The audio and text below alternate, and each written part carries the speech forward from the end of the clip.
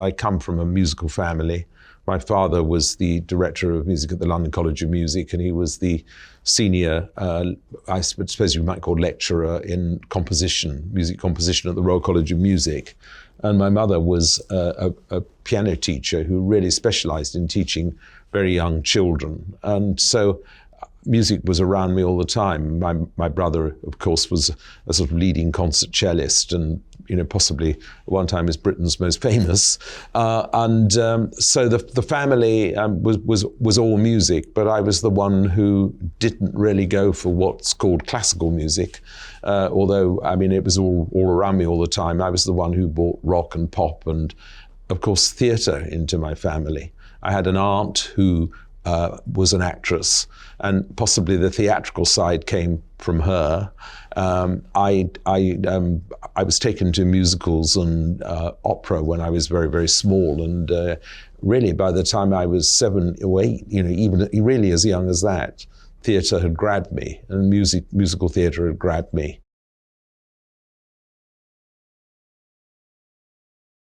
I can't remember when exactly I composed my first, but my father organized some of my tunes, if you like, my sort of very, very juvenile tunes were published when I was about 8, I guess. And they came out in a magazine called The Music Teacher. And I found a few of them the other day, and I was rather hoping that I'd find something which was absolutely wonderful that I could reuse, but no. There was one little tiny bit of it that I seemed to recognize in Joseph and the Amazing Technicolor Dreamcoat. So I suppose I wrote that pretty soon after, if you think about it. I was 19 when I wrote Joseph. I did enjoy writing for the theatre pretty immediately, and then I built my own toy theatre, and we did dreadful musicals in there on various subjects that I and my brother were sort of got various long-suffering friends and parents round to listen to. But theatre absolutely grabbed me from a very, very early age, and I have also a great love of art and architecture. My other real interest was history, and particularly, those days, medieval history grabbed me a lot. And so the other side of me, I was going around seeing ruined buildings and castles and abbeys and churches and there wasn't cathedrals and things. So there was a time when I even thought that that's what I really wanted to go and do. I suppose that side of me has come out right now in the fact that I'm, at the moment, restoring and completely reconstructing the Theatre Royal Drury Lane, which is London's oldest and really, in many ways, finest theatre, which is one of mine. And so maybe my architectural side is coming to the surface right now. The castle in Ireland is lovely and wonderful, and it is indeed a medieval castle with a house built into it. But the prime reason for that has nothing to do with my love of history, although I must say it is a wonderful place to go to. I don't hardly get there enough, but it's a working stud, and it's the half of my wife's horse breeding business, because she was a professional rider, horse rider. And she started, when we married just 30 years ago now, she started a stud to breed racehorses. And she's actually built it into one of the most successful small, you might say boutique studs in the world. And she bred last year the champion 2-year-old. Now, I'm out of my depth now, I really am. But that's the stud in Ireland is where the castle is, and it's kind of vital half of what she does, because it's wonderful land for horses, I am told.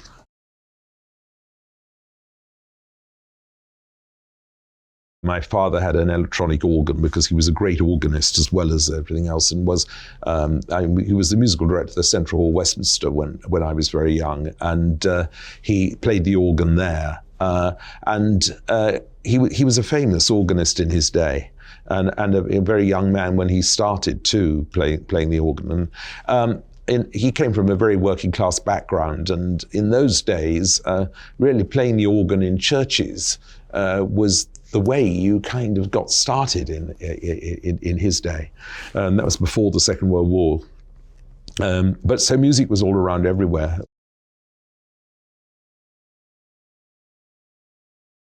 She was a very successful, I'm not so much successful is probably the wrong word, but she taught an awful lot of children. I mean, I still keep finding people who come up to me and say, I was taught by your mother. And it's extraordinary.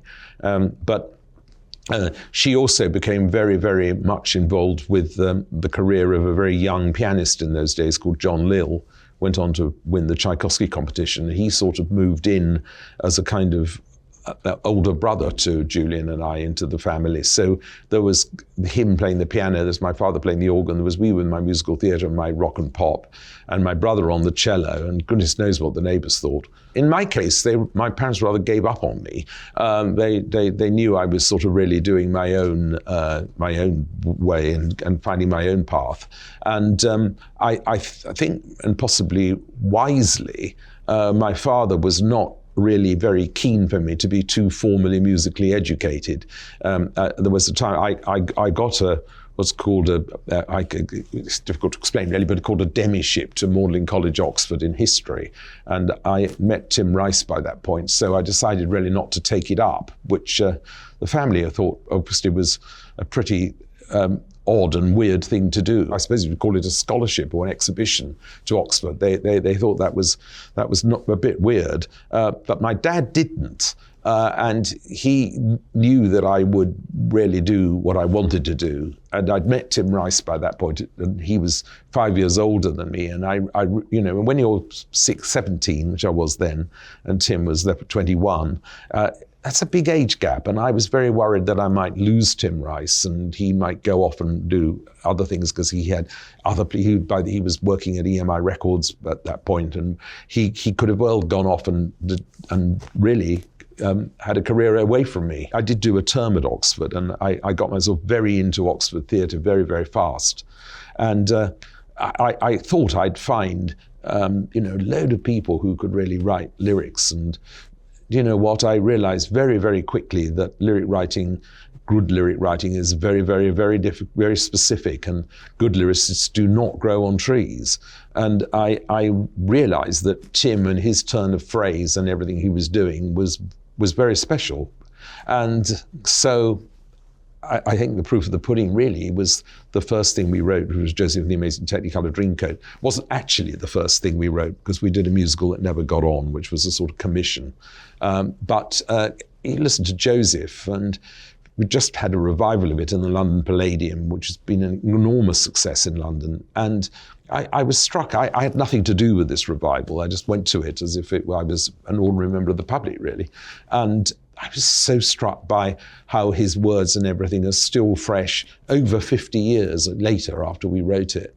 And I think that answers your question. I knew very, very early on that his words were special. And London was very much is what they called swinging London in those days, what I caught the tail end of it. And but again, I was an odd animal, because everybody else was doing rock and pop. And although rock and pop was a huge part of my background, I still wanted to do musicals. And musicals were not what people were doing then, particularly in Britain.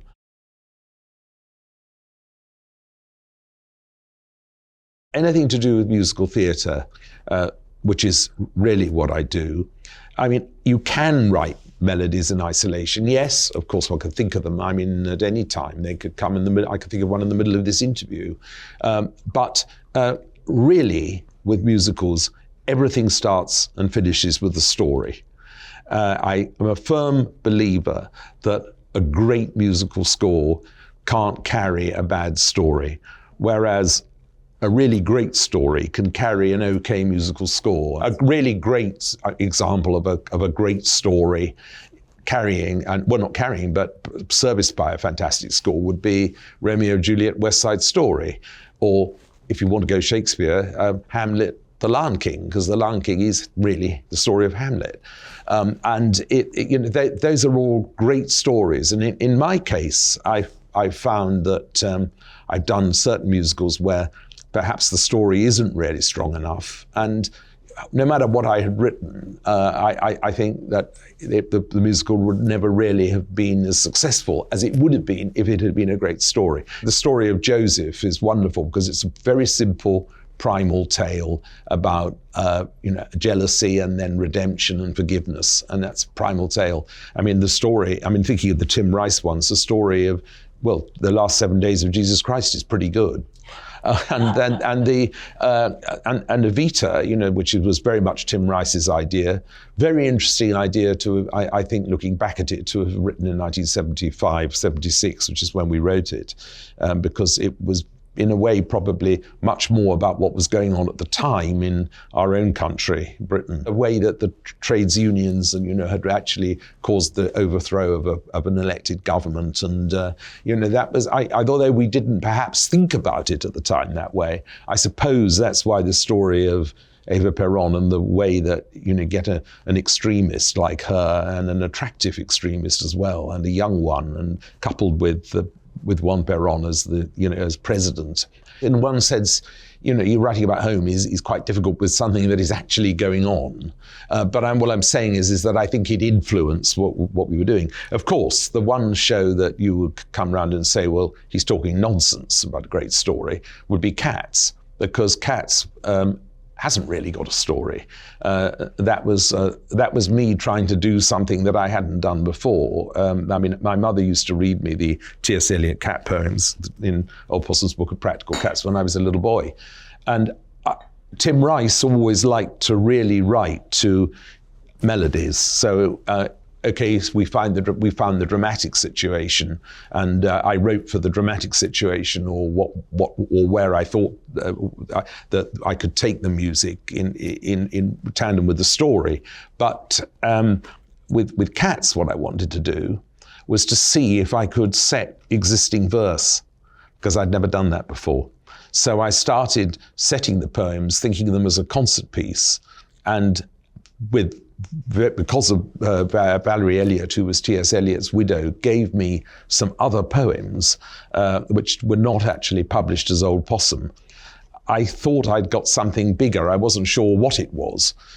And that evolved, it's a long, long story, but that evolved into Cats the Musical, which was very, very much about dance, which was happening in Britain at the time, and a whole load of areas of theatre that I hadn't really got into. But primarily it started because I wanted to see if I could set existing poetry to music. I didn't think initially of Cats as a musical. I thought that if I could set these poems, maybe they'd have a life as a kind of concert piece. A little bit like, there are words in Peter and the Wolf, but I was thinking, if I could actually set these things, maybe there'd be a life, 40-minute concert, and in which they could be sung in as part of a program, where there was other music. I never ever thought of it as a musical until Valerie Elliott gave me the story of Grisabella the Glamour Cat, which wasn't in the book, and that's when I thought, maybe there's something bigger in all of this. And initially, again, I thought of it maybe as a companion piece in the theatre, like a 45 maybe hour companion piece to something which I'd written before, which was a series of Paganini variations that I wrote for my brother, which became in Britain, was a very successful album. And there were a lot of people saying, can we choreograph this? And I'd wondered whether you could put Cats together with the variations as a two-part evening. And I actually explored that for quite a long time. So kind of Cats evolved almost by accident. Maybe the better word is it evolved. But it was very much, even when it got to the point that we were going to try it as a musical and we had a cast together, unlike any of my other shows, a lot of it was created in the rehearsal room. A lot of it was me writing music, something I'd never really specifically done before, for dance. And so quite a lot of the music was very much of its time, if that makes, as you probably would understand. With the dance was exploding in Britain. I had Gillian Lynn as the choreographer and was very much working with her. It was just that, there is a word that we don't have in British, that doesn't in English, that doesn't really have an equivalent, but the German word Zeitgeist. And I think Cats was very, very much a part of what was going on in London at that time. And a lot of it was young kids going around with their leg warmers and going to Pineapple Dance Centre theatre and everything, dance suddenly seemed to be cool in Britain. And I kind of wanted to write. You see, I was only, 29, 30 when all of this was going on. And I'd done Evita. And I'd written my Paganini variations, which again was to try and see if I could do something instrumental and write a 35-minute piece with no words to see if it could hold. And then I did something called Tell Me on a Sunday, which was a one-woman show. I just wanted to see whether I could do that. At that time, I was very restless and wanting to see if I could do things that I hadn't done and challenge myself. And, you know, I'd also worked with Hal Prince on Evita, which was a great thing. I certainly wrote to him and said I think he had a gift for melody, and I very much wanted to meet him. But in fact, I didn't meet him till I'd written Jesus Christ Superstar, and it had become quite a big hit here on record at that time. It was, well, actually, it was going very big in 1970, and he was apparently very keen to meet me too. So we did meet. He talked a lot actually about Jesus Christ Superstar, which I didn't want to talk about at all. He was interested in whether or not I thought that writing what you might call through composed musical where there wasn't any dialogue, which is really opera, I mean, whether you like it in another word, was going to be the new way through. And whether that, you know, musicals with book scripts was something that was going to disappear. Because I suppose Jesus Christ Superstar was one of the first, well, it was more or less the first musical of its kind where there wasn't any spoken dialogue. And I was very much at pains to say to him that I always think everything is horses for courses. I mean, yes, I suppose probably my most famous shows are more or less completely through written and through composed, because I like writing that way, because it means that as a composer, I'm in control of the dramatic arc of the evening, and the music is driving it along with the story. But look, I just did School of Rock, and School of Rock is something that absolutely has to have a script, because the tempo of the whole thing has to be driven with dialogue as well as music. So there is no rule, but that's what we talked about. But I didn't get from him what I really wanted to get out of him, which was, I mean, how his personality as a musician completely changed when he was writing with Hammerstein compared to his early years when he was writing with Lawrence Hart. I mean, you could see a little bit of the Rogers that you find in Hammerstein occasionally in the work that he did with Hart, but it's like two different people. And that's what I wanted to ask him, but he kept on asking about Jesus Christ Superstar.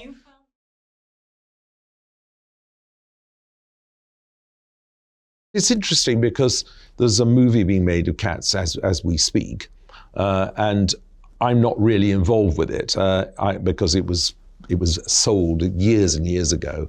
But one thing I said to them is that they need to make the music of Cats a bit more of today, but I can't do that. I can't go over something I wrote 40 years ago and try and you have to let that go, because it's if you give the pun that I say Cats is an unusual animal in my work, but because it was written so much in the rehearsal room, because so much of it was written at the time, to take it today and for me to rewrite that, I think would be very difficult. So I'd rather let Cats go. But from what I'm hearing, they're very much keeping the essence of what I did. But I would never, for example, let Evita go or the score of Jesus Christ Superstar go. They have to be as I wrote them when I wrote them. And that's every piece is different. I hope there's going to be a movie of Sunset Boulevard, and it looks highly promising at the moment. And there's great chunks of Sunset Boulevard that I'm really pleased with, and I wouldn't want to change. But there's an area of it that I would like to rewrite because I don't think it's as good as I could do. So, funnily enough, with that, I would very much like to be involved with that because I think I know what's needed. But coming back to your point about does one change? Of course, it's quite interesting that musical director who's been appointed to do the Cats movie is also going to be helping me on the piece that I'm currently writing at the moment, or more or less finishing at the moment, which is a completely new Cinderella, which is great fun, I hope, and not quite the Cinderella that everybody might have seen in the past. But it was interesting. What I've written is very clearly of 2019, maybe 2020. I mean, you could tell it's different to the style that I was writing in, say, 40 years ago. I do listen to what's going on a lot. I mean, I've written, for example, in Cats, as a new song I've written with Taylor Swift, actually. And it's interesting, I think it does actually fit into the score of Cats pretty well. But equally so, it isn't a song that I could have written in 1980 or 81. I do. I have cats all my life. I mean, I have cats ever since my family had cats. I've never been without a cat in my life. Very just recently, my wife's father died, and we thought that it'd be lovely to buy a puppy for her mum. And I said, why don't we have the other puppy? And so I've fallen in love with this completely wonderful Havanese dog. And I mean, I'm told Havanese dogs are very, very unusual, and that everybody who seems to have one seems to say that. But I bought it because Glenn Close has got one, who used to do, when we used to do interviews like this together, Glenn and I have sometimes done the odd thing, together for various sort of private events. And Pip, her little Havanese, always sits on the chair beside her, because Glenn won't be without her Havanese dog, which I now completely understand. And it started that whenever he would always be asleep. But when she said, now tell me, Andrew, about cats, he would wake up with the cats and he'd be looking around everywhere, this, that, and that. And so he sort of become part of the act. And so I said, look, when we wanted to buy these puppies, I said, we've got to have a Havanese. And I can't wait to get back to England to see him, because he's now 15 weeks and I want to see what's happened. No. They tried a sequel, once to the T.S. Eliot book, The Publishers and tried to do it. And as Eliot wisely didn't do it himself, he toyed with the idea, because in Old Possum there is one poem which is about dogs as well, but it's about, in the end, about how cats triumph over dogs.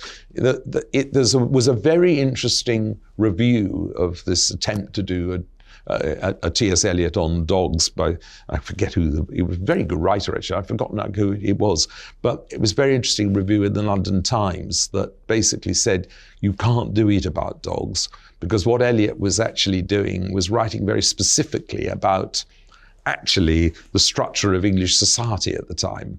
I mean, all the characters were recognizable, people really, and with dogs it doesn't work, because dogs bound around, and cats are sort of far more inscrutable. And of course, cats, he got it right, Eliot, when he was saying, that when you see a cat in profound meditation, the reason I tell you is always the same. He's thinking of the thought of the thought of the thought of his name. And Eliot got completely right the idea of the cat and the human quality of the cat.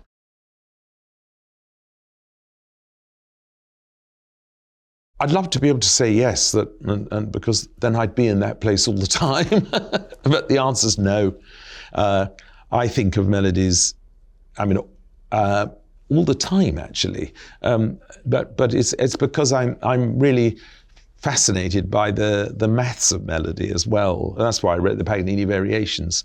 But at the same time, they come, and very, very often it'll be, for example, it's always easier to talk about something you're working on at the time because it's fresh in my mind, but Casey Nicholaw, who's going to be directing Cinderella, just said to me, we need something here for this particular dramatic situation, which we don't have, and it needs to be a celebration and something. So I spend, the next day or so thinking, what kind of melody can I write for that specific dramatic situation? And so I've written it. I've been thinking for a long time that I ought to write down what I'm thinking when I wake up in the morning, because I always, when I wake up in the morning, am thinking of really quite obscure things. And it's quite interesting what I do. What I do find, I mean, sometimes I wake up in the morning and think of something from a musical that I haven't seen or heard for years. It's funny I suppose my mind is very attuned to and loves melody. I mean, that's why I love Richard Rodgers, because he's probably the greatest melodist, in musical theatre ever. What I do know sometimes is that I sit at the piano and I start just playing just for myself. And what I can do is I can hear, if I'm just improvising, just doodling around. Sometimes I can hit on I suppose the best way of saying it, sequence of notes or something. And I think, well, actually, hang on, that's quite good. I ought to develop that. And I'll do that. But I always find, that it's very, very difficult to be precise about how one creates or how one writes. I come back all the time with musicals, it's story, story, story, really. The great story will throw up the dramatic situations. And I think you could have a song as great, say, as Some Enchanted Evening, which I think is probably as good as anybody could ever write. I mean, the melody of that, and indeed the words, are phenomenal. If that had not been in a great musical called South Pacific and a great story, but had been in something that wasn't a great story, like, say, Rodgers and Hammerstein's Flower Drum Song or something like that, and where there are great songs in Flower Drum Song, but we might not know it in the same way as we know it in the show that made it so successful.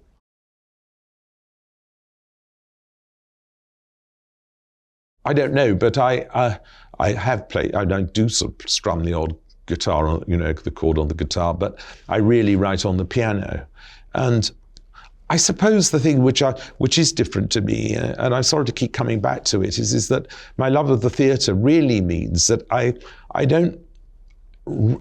never written really an independent pop song. I've never, I mean, songs of mine have been hits, yes, but I've never written them outside of something very specific. I mean, I was asked to do the 1992 Olympic Games theme, and I wrote something for that, which again is outside of musical theatre, but it was a very specific thing. And so I knew what was needed and what they wanted. For me, it very much is the context of, what is it actually for? And I'm not convinced that if somebody said, just write a song, I need a song for somebody, say any artist, and I'm not convinced I could do that. Or I'm not convinced if I did, it would be my best. In the end, I mean, I do enjoy writing music that is quite moving. I mean, I guess because Phantom of the Opera became and still is so successful. I mean, and it is one of those things that you can't really predict. People forget that Phantom of the Opera probably Phantom of the Opera was the first out-and-out romantic musical I wrote. Everything up to that time had been far more rock-based, even Cats. But I had a great time writing Phantom because I thought I wanted to let my high romantic side out. And I never knew it would have the consequence that it did, because I think people do in the end love a great romance. And funnily enough, the Phantom of the Opera is a very good story. It is a great story. I mean, it's a funny old book. It's a mixture of Svengali, Beauty and the Beast, you name it. Old Gaston Leroux, who wrote it, put everything into that, and it's a very muddled book. I mean, can't really make up its mind whether it's a romance or a horror story or what, but that's sometimes a very good area to start off with for a musical, something that isn't really perfect in the first place. But coming back to what you were asking about, and it's something that I've always been asked, is should I take part in a symposium about musical theatre or blah, blah, blah, blah, blah. And I've always resisted it because I don't really think you can teach people how to write a musical. I really don't think you can. But I always come back that I'd give anybody who wanted to come into musicals just a few examples of things that I think it is worthwhile looking at. And one of them is the brilliance of a song like Some Enchanted Evening. I'd add today, for anybody interested in writing music today, the brilliance of the storytelling of Hamilton. Although I would say to anybody, don't get completely hung up on the idea of trying to write a musical in hip hop, because that Hamilton may be that it's really a fantastic one-off. I don't know. I mean, I don't know that you should, but I would say you want to add that. You've got to listen to West Side Story because it's one of the great scores of all time. But if you really want to hear how something in my kind of line of country is constructed, and I'm talking about actual construction, listen to the second act of La Bohème, the Café Momus scene, because that is probably the greatest act of through-written musical compression of a story and of ingredients that I think anybody ever wrote.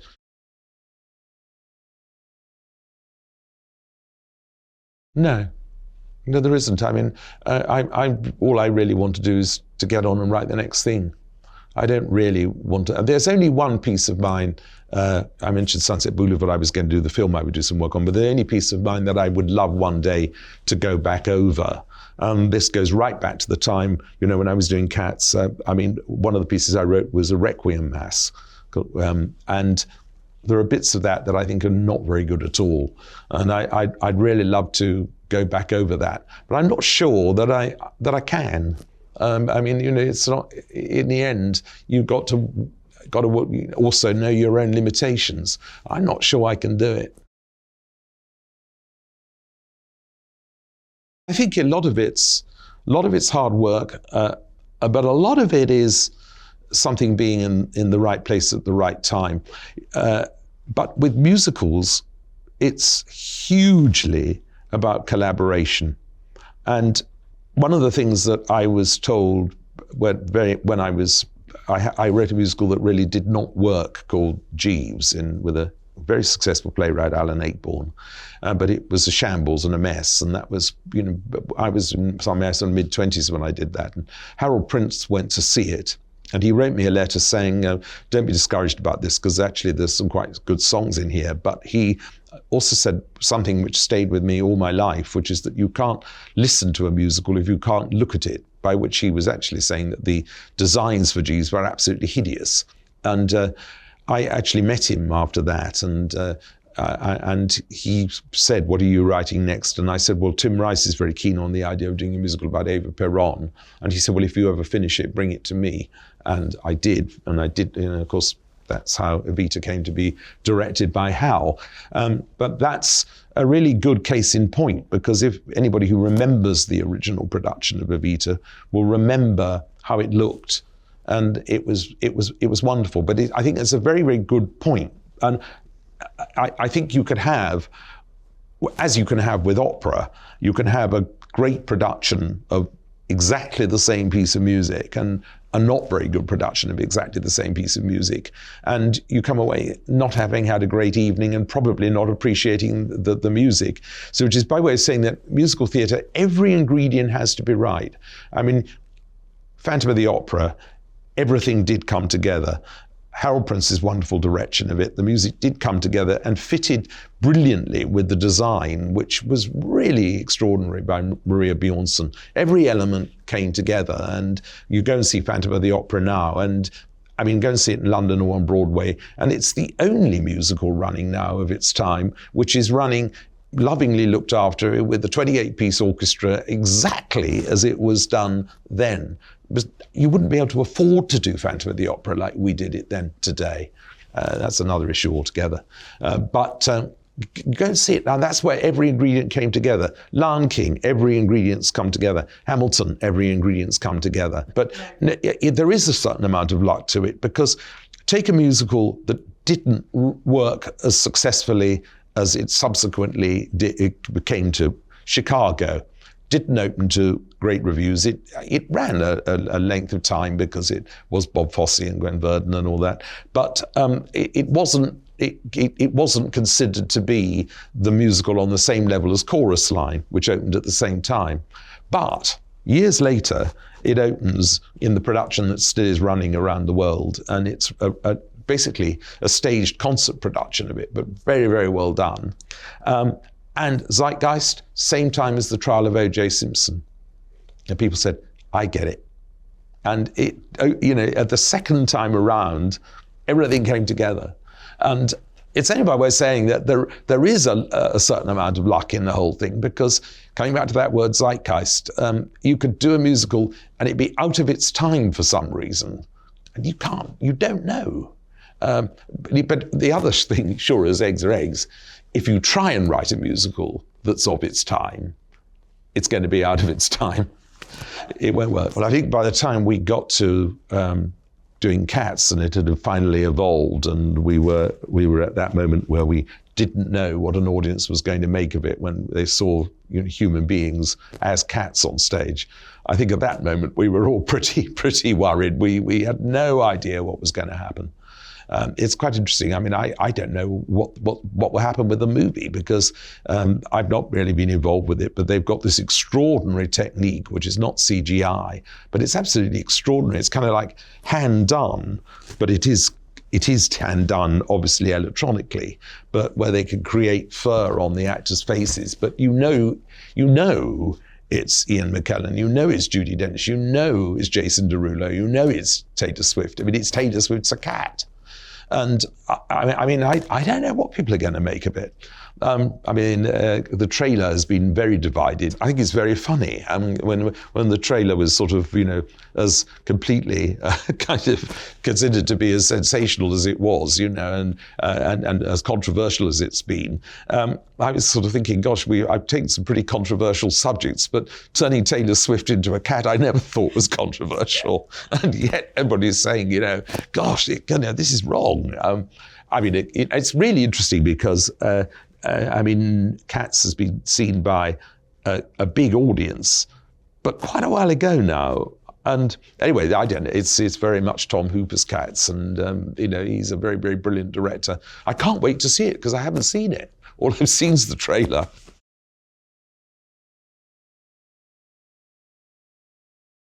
I don't think about it. What I do think about are the standards of the productions up to scratch.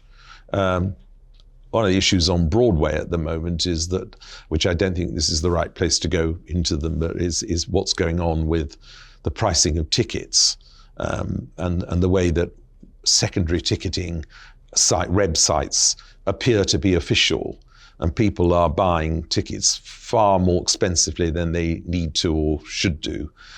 Which is not helpful to the genre that I love, because what's happening on Broadway now, everybody thinks it's incredibly healthy, which if you look at it purely in financial terms, it is, except that it's masking, for the theatre owners and for a lot of these ticketing people, it's very, very successful, but it's getting more and more and more difficult to put a musical on Broadway and for it to succeed. And it's coming to a point where it either has to be absolutely phenomenally successful or it ain't going to work. The current situation has masked the fact that $150 million in investment was lost last year on Broadway. And I'm very worried, I'm going to admit. I'm very worried about the future, because at the moment, there's no original new work, something Hal Prince was very, very worried about. There's very little new work, new musicals being written for Broadway. The only way it can be fixed is for the pendulum to swing back now, so that the writers, the creators, directors, the artists, and indeed the people who invest in musicals are getting more of more of the cake, because the moment the cake is going to a lot of people who have got nothing to do with the creative side of theatre at all. A lot of it's going into these ticketing companies, and it's a thing that you go on and you find something, and you'll find a site, you think you're going on to the web and you're getting an official site, and it's not. It means that you're a member of the British House of Lords, which is, I suppose, like your upper house here in a way. I was put into the House of Lords in 1995, primarily to talk about the arts. And also in those days it was something of an honour. Now the House of Lords is very much about political appointments and has become a very, very political place. But I resigned from the House of Lords over 2 years ago because I didn't feel that I could start to be in a house which was becoming more and more political and very, very much more about political appointees. David Cameron, you know, our previous Prime Minister but one, he created 297 new life peers, and the place changing into something which was very much more about political appointments. And when I went in there, it was not political in the same way. You know, I'm not a political animal, and I decided that I wasn't going to go on. Well, that was in Bristol, actually. It was when I was thinking of really how to... I needed if I was going to write this idea of Tim Rice's to do the story of Eva Peron, I needed a kind of entry point.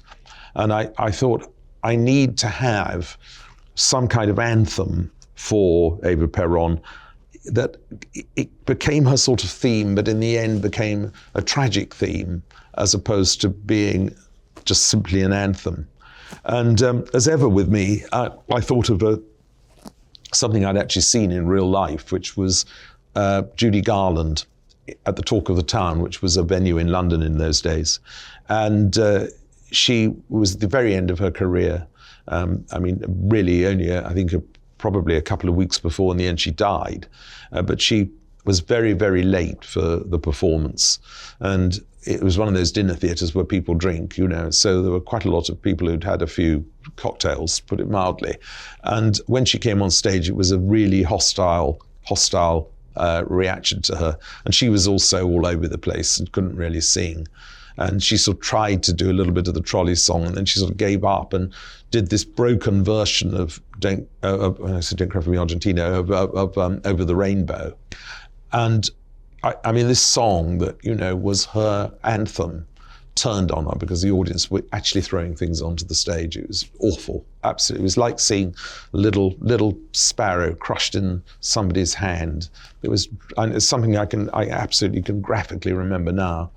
And I thought if I could find something which could be an anthem for Eva Peron and then create a dramatic situation for her where that melody turned on her in a way, I'd be there. And Tim had suggested that we saw her final broadcast. And I thought if I do a scene on the balcony of the Casa Rosada, which was when she was came in and she'd really, really triumphed. And we came up with what was in fact, a pretty cynical political speech, but caressing the audience, but very knowingly, we'd be there. And so I thought, got to be slightly lilting tango, and that's when I wrote Don't Cry For Me Argentina. But I had all those thoughts in my head.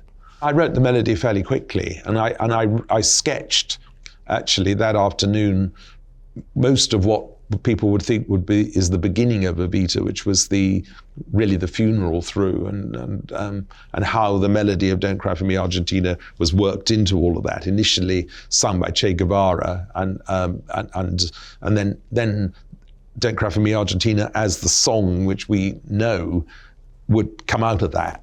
And I sketched most of that day. I know it was a great antidote because I was writing, I was with the Jeeves musical, which was out of town at that time. And I knew it was going to be a disaster. And I remember thinking, I'm not going to worry about it this afternoon. I'm going to start writing something new.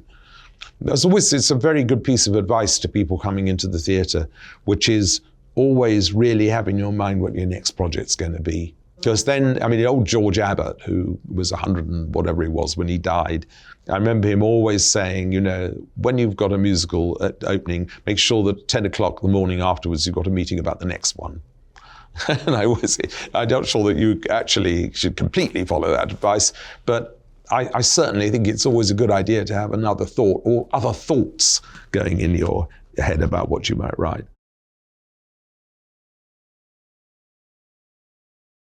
There are times, and it's normally due to things that are not necessarily connected with directly the writing side of the profession. And yes, of course you do. But I never really like, one of the reasons I don't go on in my book beyond Phantom of the Opera is, as I say in my book, my life was pretty charmed up to that time. And it's after that time that you sometimes find where people's true colors are, and that sometimes can be depressing. I suppose the only one thing I would have, I perhaps with hindsight should have done or pursued a bit more was when I was asked by old Lloyd Disney to do The Little Mermaid as a animated film, and it was his idea to do The Little Mermaid. Actually, everything changed around in Disney pretty much, after he talked to me about it. But I would have, in a way, liked to have done something like that, I think, with hindsight. And I did have an idea about how to do it, but I'm not sure it wouldn't have been really what they ultimately did with The Little Mermaid. But that's a story that is interesting, and my take on it, I think, was very, very different, and I don't think they would have wanted me to have done it because, well, they didn't want me to do it because I think the way I would have done it would have been so different and so alien, and they had a very big success with it in the way that they did it, but very alien to what they were thinking, I think. Well, the luckiest thing you can have in life is to know what you want to do, and then if you are lucky enough to be able to make it your career, that's fantastic. And if you're as lucky as I've been, that you've been able to have not only your career, but it's allowed you to indulge yourself in other things, like my love of art. I can buy pictures, I can do what I want. You are very, very lucky indeed. And that's why I believe very strongly in putting back into the theatre what I can, and back into music what I can. It's very much Victorian pre-Raphaelite art, very unfashionable. So but I still love it, and it's an area that I love architecture, but I still love Victorian architecture a lot because when I was a kid, it was considered the pariah of all architecture, and naturally, of course, when people were told that something is completely off limits and useless, and you fall in love with it, or at least I do, because if I'm told something is not doable, I always do it.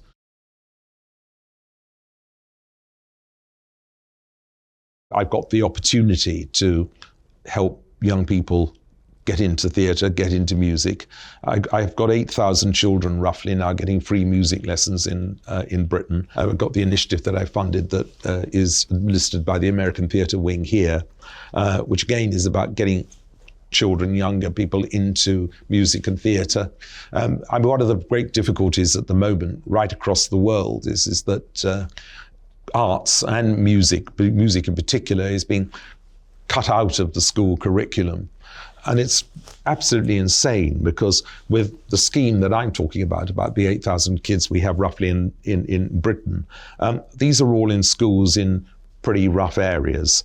And what happens, it's not about turning them into musicians, although it's great if a few of them do become so, but it's about actually giving them something which is liberating, and we find that behavior changes, that the schools where the music is embraced, you find that an awful lot of the difficulties with crime, knife crime, drugs and everything actually disappear.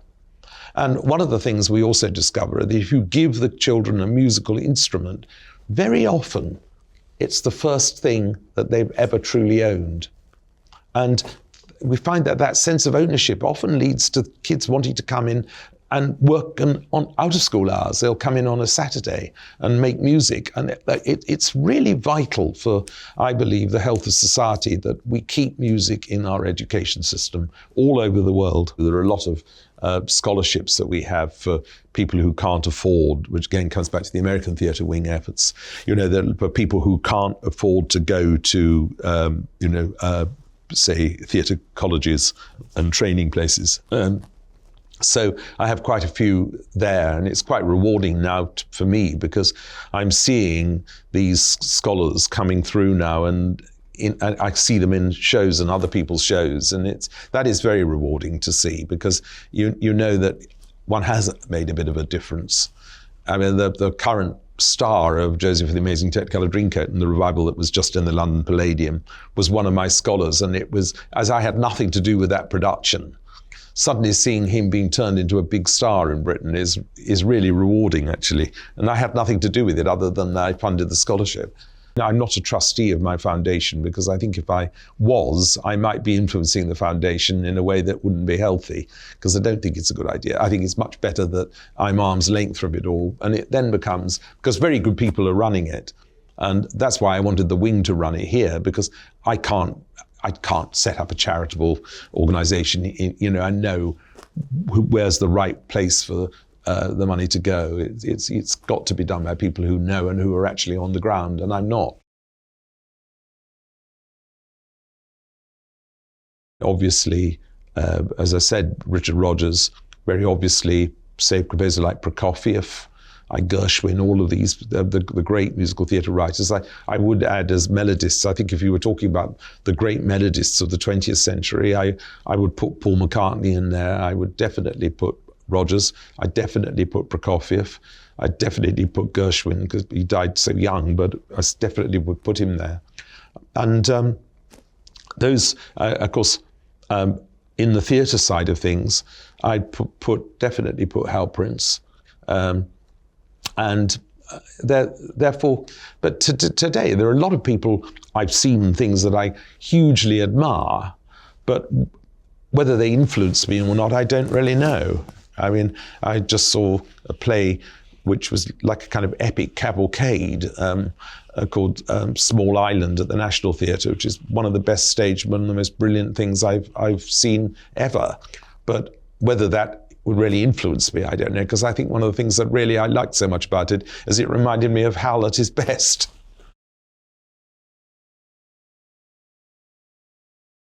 Only very briefly. I mean, I knew I couldn't. I admire, anybody like Sondheim who can do both. It's just something that I can't do. And that again, I think one of the most important things is to know your limitations. And certainly if you saw my lyrics, you'd know that I was absolutely right. Requiem was written after the death of my father, and also somebody who I knew who was murdered by the IRA. And it was a consequence of that. I felt that it would be interesting also for me to try and attempt to write something that was, I suppose, it was not using electronic instruments, it was using a classical orchestra and classical choir. So it was me doing quite a lot of learning in public actually as well, which is why I really would like to rewrite it one day. And as I said, I don't know whether I can, but that was very much inspired by, I guess, the death of these two people. And again, like so much in my life, it was very much inspired by events that were going on around me. And of course, now I've got to that age, which I always remember, was it P.G. Wodehouse who wrote that Sir Watkin Bassett had got to the point where he turned to the obituaries first. And I almost now sort of feel, we lost Jeff Fenholt, the original Jesus, 2 days ago, the original Broadway Jesus. And you say it is actually getting rather sad to me, Madeline's, my wife's father, died this year, and you sort of begin to think, so many people who I've in my life taken for granted. Hal Prince, I was with Hal only 4 months ago, and he was talking to me about this project that I can't really do. And so it's so right now, I don't know, maybe I'm writing my Cinderella as with very young writers. I'm writing with the girl who wrote the second series of Killing Eve. And maybe I'm doing that because I want to think about something else rather than what's going around me. I don't know. We'll see. It will depend, I think, entirely on whether or not I find another story I want to do, and I'm sure I will. I think I might. It has crossed my mind that when I've done Cinderella, and that will open here in Broadway in November 2020, maybe, that might be the last one. It could be, because I would quite like to spend a bit more time just looking at my great love architecture. There's so many buildings in the world I've not seen and so many places I've not been to. And I suddenly think, I've been really fairly blinkered. I mean, in Britain there are masses of places that in my own home country that I haven't seen, and I would like to.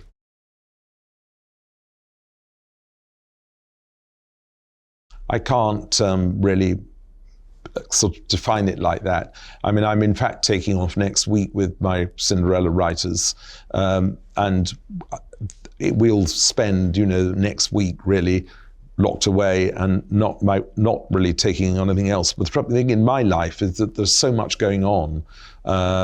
We got the theatres. There are lots of other issues that I'm involved with. That although music and composing is a huge part of my life, I can't say it's the only thing. I mean, there's so much happening right now, I mean, I know I'm not that much involved with the Cats movie, but I will obviously have to just, at one point, listen to the music and make sure there isn't anything there that I'm radically unhappy with. Even though it will be a very different Cats, I'm sure, to my Cats. But there's so much goes on all the time. But it's a waste of time. I mean, why would you? It's all very self-serving. I'm not interested in that. I mean, I've got a website which people sort of update very occasionally, very, very occasionally if something. I mean, for example, when Hal died, I mean, I want to say something then, but I'm not going to be sitting there commenting on what I'm doing all day and saying, gosh, just done fantastic interview, or whatever. I mean, it's a waste of time.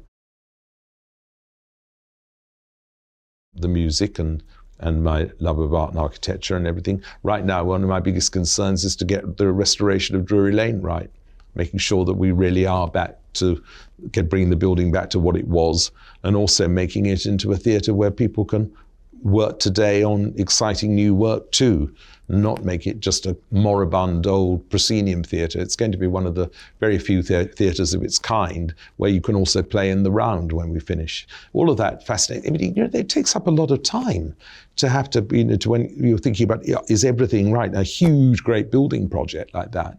But I enjoy it. That's what it's great. It feels that with that something will have happened. And the music thing to me is it's a theatre I've never had anything play in either.